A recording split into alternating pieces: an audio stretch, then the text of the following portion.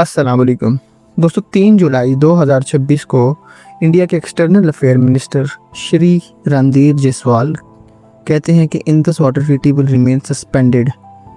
तो अब I know आप सब के जहनों में भी यही सवाल होगा कि आखिर ऐसा क्यों और इस सब की वजह क्या बनी। इनके एक मिनिस्टर का कहना था कि वो ये इंडस वाटर ट्रीटी तब तक सस्पेंड रखेंगे जब तक पाकिस्तान अपनी क्रॉस बॉर्डर टेररिज्म ख़त्म नहीं कर लेता। India's position on the Indus Waters Treaty is consistent. IWT stands in abeyance in response to Pakistan's continued sponsorship of cross-border terrorism. Pakistan must credibly and irrevocably abjure its support for cross-border terrorism. Indus water treaty जो कि India के most important freedom fighter Pandit Jawaharlal Nehru ने sign की थी, जिनको ये treaty sign करने के बाद खुद भी काफ़ी ज़्यादा क्रिटिसिज्म फेस करना पड़ा। इस वीडियो को हमने 3 चैप्टर्स में डिवाइड किया है। इस वीडियो को सबसे ज़्यादा इम्पॉर्टेंट चैप्टर लास्ट चैप्टर है, जिसमें हमने रिलेटेड न्यूज़ और आर्टिकल्स एक्सप्लेन किए हैं। तो आइए दोस्तों, इस वीडियो में कम्प्लीटली इंडस वाटर ट्रीटी को समझते हैं, इसकी ओरिजिनेशन, इसकी जियोग्राफी, इसकी हिस्ट्री और भी इससे रिलेटेड कई ज़्यादा मालूमात हम इस वीडियो में प्रोवाइड करेंगे। और सबसे ज़्यादा इम्पॉर्टेंट सवाल कि आखिर Indus water treaty India suspend कर भी सकता है या नहीं।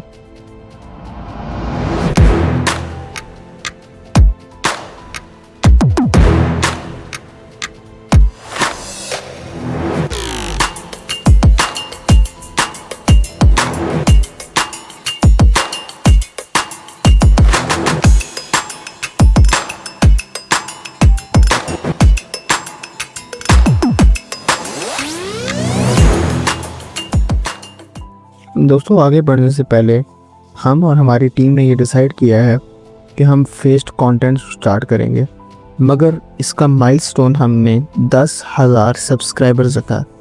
इंशाल्लाह फ्यूचर में जब कभी भी हमारा चैनल 10,000 सब्सक्राइबर्स पे पहुंचेगा तो उसी दिन से हम फेस्ड कंटेंट शुरू करेंगे।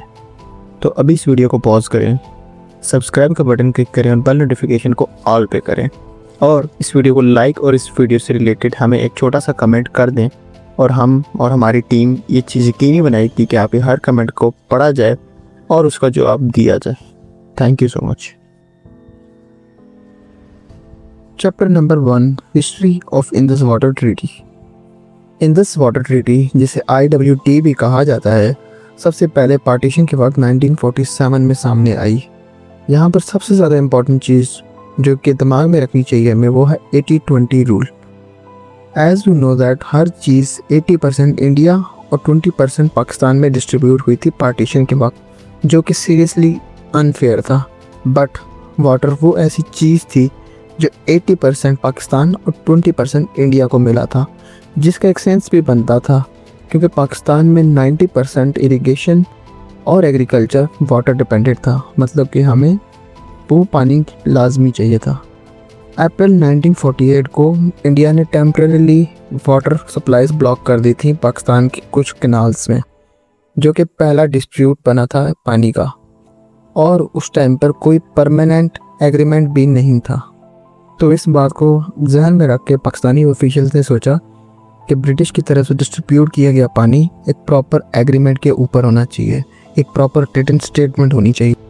तो दोस्तों, फिर आता है formation of Indus water treaty. 1951 से लेकर 1960 तक ऑलमोस्ट 9 ईयर्स ये नेगोशिएशन चलती रही। अब इस जगह पर इंडिया के लोगों का सिर्फ और सिर्फ जवाहरलाल नेहरू को क्रिटिसाइज़ करना बिल्कुल गलत है, क्योंकि जब भी इस तरह की कोई ट्रीटी साइन होती है तो उसका इम्पैक्ट सिर्फ और सिर्फ एक पर्सन के ऊपर नहीं होता, वो पूरी गवर्नमेंट मिलकर उस ट्रीटी को साइन करती है। तो उसके ज़िम्मेदार पूरी गवर्नमेंट होती है, ना कि सिर्फ और सिर्फ सिग्नेचर करने वाला। फिर फाइनली 19 सितंबर 1960, वो दिन जिस दिन ये ट्रीटी साइन होने जा रही थी, ये ट्रीटी पाकिस्तान के शहर कराची में साइन हो रही थी under the facilitations of World Bank. मतलब कि वर्ल्ड बैंक ये ट्रीटी साइन करवा रहा था और ऑफिशियली इसकी फैसिलिटेशन में शामिल था। ये जो पिक्चर आप देख रहे हैं, ये पाकिस्तान की तरफ से साइन करने वाले फील्ड मार्शल अयूब खान हैं, जिन्होंने ये पाकिस्तान की तरफ से ट्रीटी साइन की थी। ये जवाहरलाल नेहरू हैं, जिन्होंने इंडिया की तरफ से ये ट्रीटी साइन की थी। और लास्ट में ये यूजीन ब्लैक हैं जो कि वर्ल्ड बैंक की तरफ से ये ट्रीटी साइन करने और इसको फैसिलिटेट करने के लिए आए हुए थे। तो इस चैप्टर के लास्ट में 80-20 रूल को समझना बहुत ज़रूरी है। As you know that partition के वक्त हर चीज़ जो कि सब कॉन्टिनेंट में मौजूद थी उसका 80% हिस्सा इंडिया को मिला, जबकि 20% मिला सिर्फ पाकिस्तान को, जो कि अनफेयर था। पाकिस्तान को मिनिमम 35% हिस्सा मिलना चाहिए था और इंडिया को 65% हिस्सा। बट एक चीज़ नोटिस की होगी आपने कि पानी सिर्फ वो ऐसी चीज़ थी जो पाकिस्तान को 80% मिला और इंडिया को 20% मिला, जिसके ऊपर इतना ज़्यादा शोर शराबा इंडिया में मच चुका था।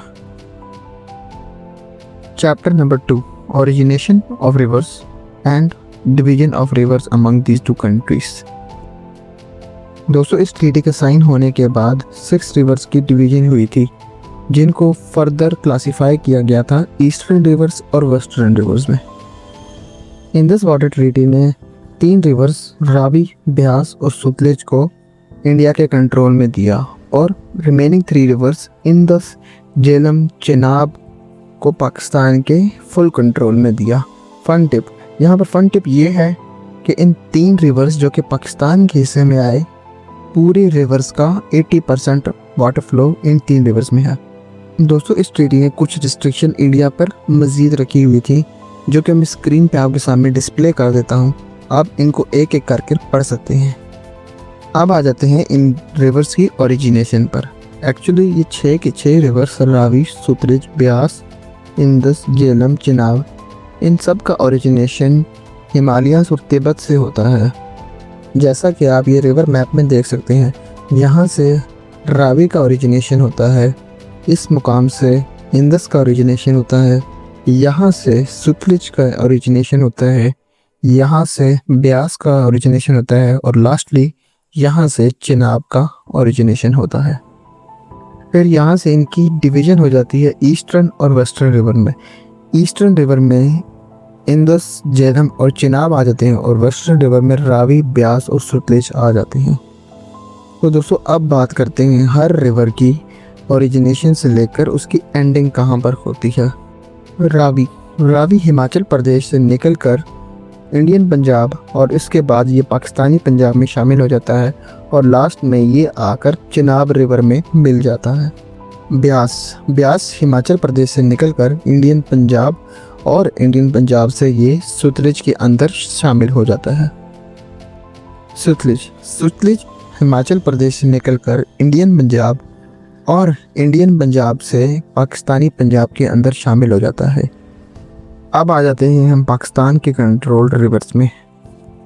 झेलम वेरीनाग स्प्रिंग से निकलकर आज़ाद कश्मीर और आज़ाद कश्मीर से पाकिस्तान में शामिल हो जाता है।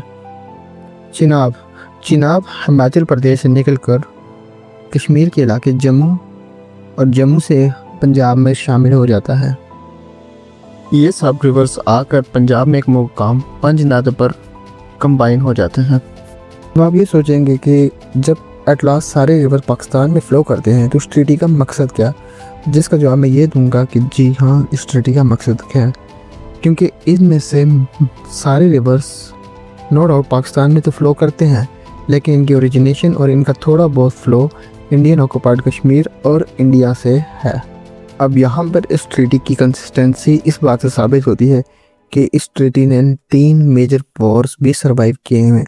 पाकिस्तान और इंडिया के दरमियान टेंशन राइज होने के बाद 3 मेजर वॉर सर्वाइव करने के बाद भी ये ट्रीटी आज तक चल रही है। The land of 5 waters. It describes the largest tributaries of the Indus drainage basin that feed the main river. Here, the Sutlej, whose drainage basin is separated only by a single ridge in the Tibetan plateau, finally unites with the Indus. Between these 5 tributaries, the single largest interconnected irrigation network of the planet has fueled an immense irrigated landscape. Despite sitting on the western fringe of the South Asian monsoon corridor and therefore only receiving marginal rainfall. Chapter number 3, Current News and Objections. दोस्तों, ऐसी धमकियाँ India ने बहुत पहले भी दी थी कि वो लोग इन रिवर्स पर डैम बना लेंगे, वो इन रिवर्स को डाइवर्ट कर देंगे, वो इनके ऊपर टनलिंग प्रोसेस करेंगे, मगर ऐसा कुछ इंडिया से हुआ नहीं। ये ट्रीटी ऑलमोस्ट 60 ईयर्स बर्दाश्त कर चुकी है और 60 ईयर्स बर्दाश्त करने के दौरान कोई भी ऐसी एक्टिविटी इंडिया ने नहीं की जो इस ट्रीटी को हल्का सा भी नुकसान दे। तो अब आ जाते हैं इंडिया के external affair minister Shri Randhir Jaiswal की उस बात पर कि पाकिस्तान जब तक क्रॉस बॉर्डर टेररिज्म ख़त्म नहीं करता तब तक वो इंडस वाटर ट्रीटी को सस्पेंड रखेंगे। क्रॉस बॉर्डर टेररिज्म, पाकिस्तान इस चीज़ को आज तक डिनाई करता है और इससे पहले भी डिनाई करता रहा और आइंदा भी डिनाई करेगा। क्रॉस बॉर्डर टेररिज्म आज तक पाकिस्तान ने नहीं की। पाकिस्तान और इंडिया की कभी भी टेंशन राइज हो तो इंडिया का हमेशा यही इल्ज़ाम रहता है कि पाकिस्तान क्रॉस बॉर्डर टेररिज्म करता है। इंडिया हमेशा हमारे पाकिस्तान के तालिब इल्म, मदरसे के स्टूडेंट्स जो कि हिफ्ज़ुल कुरान और इस तरह की एक्टिविटीज़ में इन्वॉल्व होते हैं उनको टेररिस्ट कहकर अपने आप को दुनिया के सामने एंटी टेररिस्ट स्टेट दिखाना चाहता है। तो दोस्तों, थोड़ा सा भी इंडिया में कॉमन सेंस हो तो वो ये सोच के देखे कि क्रॉस बॉर्डर टेररिज्म में वो टेररिस्ट को बॉर्डर क्रॉस करने ही क्यों दे रहे हैं। ये तो वही बात होगी अपने घर का दरवाज़ा खुला छोड़कर चोरों से एक्सपेक्ट करना कि वो आपके घर में आकर चोरी नहीं करेंगे। अब मैं भी जानता हूँ और आप भी जानते हैं कि इंडिया हमेशा ये मनगढ़ंत कहानियाँ बनाता ही रहता है। दोस्तों, इजराइल की भी यही आदत है कि अगर उसे किसी भी कंट्री के खिलाफ कोई एक्शन करना हो या कोई टेंशन अराइज हो तो उस कंट्री पर न्यूक्लियर बॉम्ब बनाने का इल्ज़ाम लगा देता है। और यही हाल इंडिया का है। वो हमेशा पाकिस्तान पर टेररिज्म और हमेशा पाकिस्तान को टेररिज्म को सपोर्ट करने वाला कंट्री बताता रहता है। पाकिस्तान जो खुद टेररिज्म से तंग आया हुआ है, आए दिन छोटे बच्चों पर हमला, स्कूल्स पर अटैक, मस्जिदों पर अटैक, इन सब से तंग आने के बावजूद हम टेररिज्म को सपोर्ट करेंगे। दोस्तों, मैं आप लोगों की राय भी कमेंट बॉक्स में जानना चाहूँगा। और हाँ, फेस वाला कंटेंट देखने के लिए सब्सक्राइब। दोस्तों, यूएस और ईरान की फिर से टेंशन अराइज हो चुकी हैं। आप इस कोने में क्लिक कर मेरी इस वीडियो को देख सकते हैं। इस वीडियो में मैंने प्रॉपर यूएस और ईरान की वॉर को एक्सप्लेन किया है।